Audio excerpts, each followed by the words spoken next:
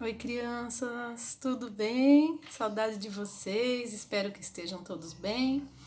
Eu estou muito bem, morrendo de saudade de vocês, pedindo para que isso tudo passe logo, para que nós possamos estar juntos novamente, o mais rápido possível. Enquanto isso não acontece, nós vamos usando a tecnologia a nosso favor. Temos aqui o Conecta Adelino, esse canal por onde nós vamos poder conversar, nos aproximar, né? Eu vou ler histórias e vou, né, realizar algumas leituras, vou contar histórias e também realizar algumas leituras para que vocês possam acompanhar aí de casa, tá? Hoje eu escolhi Monteiro Lobato porque nós já vínhamos trabalhando Monteiro Lobato, nós já lemos A Reforma da Natureza, né? E esse livro é como aqueles que nós temos lá na escola, como aquela coleção. Eu tenho uma coleção aqui em casa também. São livros que eu ganhei já usadinhos, então eles estão meio amarelinhos. Mas livro é livro, né? A história continua aqui e eu vou ler para vocês, tá bom? Esse é um livro de fábulas, né? Com a turma do Sítio do Pica-Pau Amarelo. E hoje eu vou ler a primeira parte dessa fábula, tá? A chave do tamanho e o nome da primeira parte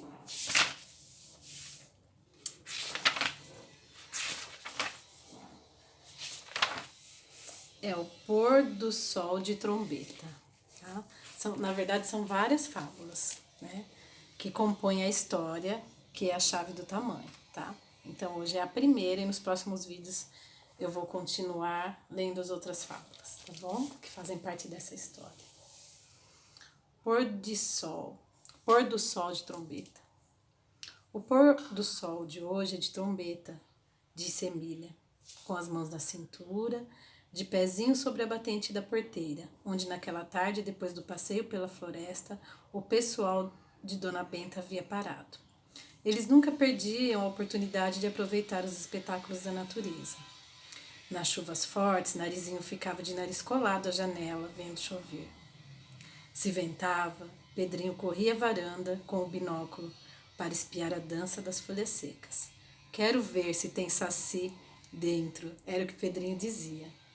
E o Visconde logo aparecia e dava as explicações científicas para aqueles fenômenos, né? A chuva, o sol, o vento, né? E aí até tem um desenhozinho aqui, ó, que já veio assim pintadinho. A pessoa que me deu foi alguma criança que pintou bem bonitinho. Olha, a Emília aqui, né?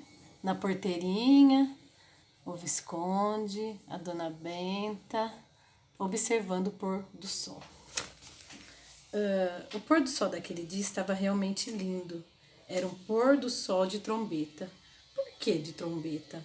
Porque Emília tinha inventado que em certos dias o sol tocava trombeta a fim de reunir todos os vermelhos e ouros do mundo para aquela festa. Diante de um pôr do sol de trombeta, ninguém tinha ânimo de falar, porque tudo quanto dissessem saía como bobagem.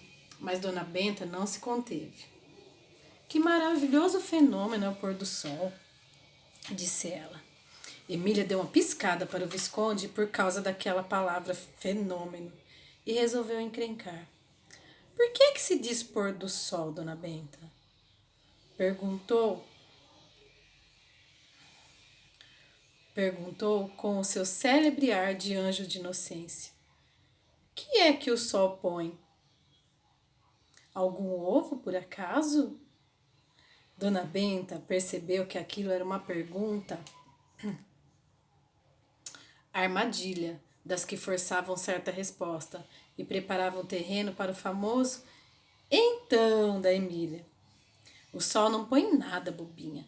O sol põe-se a si mesmo. Então ele é o ovo de si mesmo? Que graça! Dona Benta teve a pachorra de explicar. Pôr do sol é um modo de dizer. Você bem sabe que o sol não se põe nunca. A Terra e os outros planetas é que se movem em redor dele. Mas a impressão nossa é de que o sol se move em redor da Terra. E, portanto, nasce pela manhã e põe-se à tarde. Estou cansada de saber disso, declarou Emília. A minha implicância é com o tal de pôr. Por sempre foi botar uma coisa em certo lugar. A galinha põe o ovo no ninho, o Visconde põe a cartola na cabeça, Pedrinho põe o dedo no nariz. Mentira! Gritou Pedrinho, desapontado, tirando depressa o dedo do nariz. Mas o sol, continuou Emília, não põe cartola na cabeça e nem tem o péssimo costume de botar o dedo no nariz. É um modo de dizer, Emília, já expliquei, repetiu Dona Benta. Estou vendo que tudo que a gente grande diz são modos de dizer, continuou a pestinha da Emília. Isto é, são pequenas mentiras e depois vivem dizendo às crianças que não mintam, ha, ha, ha, ha, ha. Os tais poetas, por exemplo, o que é que fazem se não mentir o tempo todo? Ontem à noite a senhora nos leu aquela poesia de Castro Alves, que termina assim. Andrada, arranca esse pendão dos ares. Colombo, fecha a porta dos teus mares.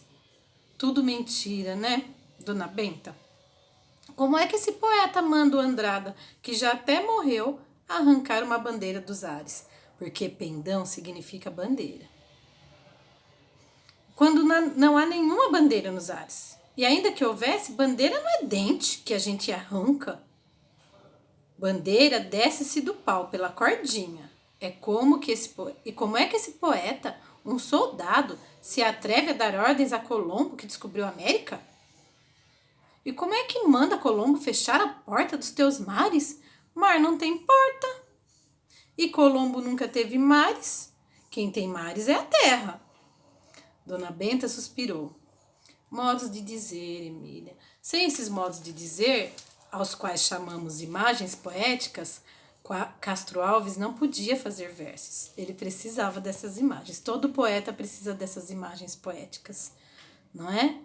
E mais pra frente eu vou chamar a atenção de vocês para essa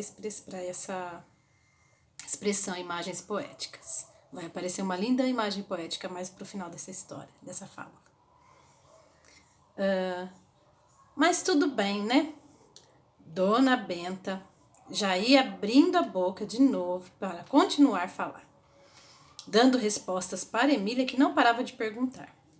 Quando um homem a cavalo apontou na curva da estrada. Era o carteiro que, dia sim, dia não, portava ali para entregar a correspondência. Todos tiraram os olhos do pôr do sol para colocá-los em cima do carteiro.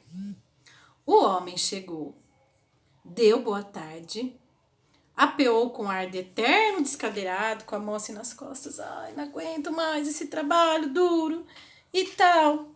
Abriu o encardido saco de lona que ele trazia com ele para tirar os jornais de Dona Benta. E tirou também uma carta e disse assim: há também uma carta para o senhor Visconde de Sabugosa, disse ele. Emília atirou-se em cima da carta, como um gato se atira sobre uma sardinha. Arrancou das mãos da Dona Benta e já ia querendo abri-la. Foi quando o Visconde disse: deve ser a resposta a uma consulta que fiz sobre as vitaminas do pó de pirlim-pim-pim. Afinal, a carta era para o Visconde, não era para Emília. A Narizinho ficou muito brava. Não abre, Emília! Vovó já disse que o sigilo da correspondência é inviolável. Carta é uma coisa sagrada, só o destinatário pode abri-la. Emília fez uma cara feia e enfiou a carta no nariz do Visconde. Coma, beba o seu sigilo. Muito brava ela ficou. Mas não abriu, né? Porque ela era uma tremenda falta de educação, né? Ela fazia aquilo. Enquanto isso, Pedrinho desdobrava o jornal e lia os enormes títulos e subtítulos da guerra. Porque essas histórias de Monteiro Lobato foram escritas no período da guerra, né? Num período de guerra. Então, era esse o contexto da época. Por isso que vai falar da guerra agora, que era o que estava acontecendo naquele momento no mundo. Novo bombardeio de Londres, vovó. Centenas de aviões voaram sobre a cidade. Um colosso de bombas, quarteirões inteiros destruídos, inúmeros incêndios, muitas pessoas perderam a vida. O rosto de Dona Benta sombreou. Sempre que punha o pensamento na guerra, ela ficava tão triste que Narizinho corria e sentava em seu colo para animá-la. Não fique assim, vovó. A coisa foi em Londres, muito longe daqui. Não existe longe, minha filha. A humanidade forma um corpo só. Cada país é um membro desse corpo. Como cada dedo, cada unha, cada mão, cada braço ou perna faz parte do nosso corpo. Uma bomba que cai numa casa de Londres e mata uma vovó de lá, como eu, e fere uma netinha, como você, ou deixa aleijado um Pedrinho de lá, me dói tanto como se caísse aqui. É uma perversidade tão monstruosa, isso de bombardear inocentes, que tenho medo de não suportar por muito tempo o horror desta guerra. Desde que a imensa desgraça começou, não faço outra coisa senão pensar no sofrimento de tantos milhões de inocentes. Meu coração anda cheio de dor, de todas as vovós e mães distantes, que choram por seus pobres filhos e netinhos. Aquela tristeza da Dona Benta andava a anoitecer o sítio do Pica-Pau, outrora tão alegre e feliz. Vocês se lembram que eu falei para vocês, para guardarem aquela expressão, imagens poéticas? Olha uma imagem poética aqui. Aquela tristeza de Dona Benta andava a anoitecer o sítio do Pica-Pau, outrora tão alegre e feliz. Né? Aquela tristeza trazia uma escuridão para um lugar cheio de luz. E foi justamente essa tristeza que levou a Emília a planejar e realizar a mais tremenda aventura que houve no mundo. Emília jurara consigo mesma que daria cabo da guerra e cumpriu o juramento. Por um triz, mas por um triz não acabou também com a humanidade inteira. O que será que essa Emília fez? Na noite daquele dia, em sua caminha, ela perdeu o sono. Quem entrasse em sua cabecinha leria um pensamento assim: esta guerra já está durando demais, e se eu não fizer qualquer coisa, os famosos bombardeios aéreos continuam e vão passando de cidade em cidade e acabam chegando até aqui. Alguém abriu a chave da guerra. É preciso que outro alguém a feche. Mas onde fica a chave da guerra? Pessoa nenhuma sabe. Mas se eu tomar uma pitada do super pó que o Visconde está fabricando, poderei voar até o fim do mundo e descobrir a casa das chaves. Porque há de haver uma casa das chaves, com chaves que regulem todas as coisas deste mundo, como as chaves da eletricidade no corredor regulam todas as lâmpadas de uma casa. O Visconde, de fato, andava estudando um misterioso superpó, capaz de maravilhas ainda maiores que o velho pó de pirlim-pim-pim. Por isso passava as noites em claro e até recebia cartas científicas do estrangeiro. Mas aquela noite, Emília ouviu uns ronquinhos. Será o Visconde? Disse ela, e foi ver. Era o Visconde, sim, que depois de noites e noites passadas em claro, dormia um sono de rabicó. Se ele está ferrado no sono a ponto de roncar, pensou Emília, é que já resolveu o problema do superpó. Ronco de sábio quer dizer cabeça fresca, invenção já inventada. Pensando assim, Emília foi pé ante pé ao laboratorinho do Visconde e remexeu tudo até encontrar uma pequena caixa de fósforos com uma substância parecida com cinza. Cheirou-a, lembrava o cheiro do pó de pirlim-pim-pim. Deve ser isso mesmo, disse ela, e corajosamente tomou uma pitadinha. E agora, hein? O que será que vai acontecer na próxima parte, na próxima fábula, chamada A Chave do Tamanho? Nós ouviremos a continuação dessa história. Mas agora eu vou chamar a atenção de vocês para esse finalzinho que fala da chave. Vamos ver se vocês se lembram de alguma coisa. Olha só. Alguém abriu a chave da guerra. É preciso que outro alguém a feche. Vamos mudar a palavra guerra aqui, colocar pandemia, que é o que nós estamos vivendo hoje.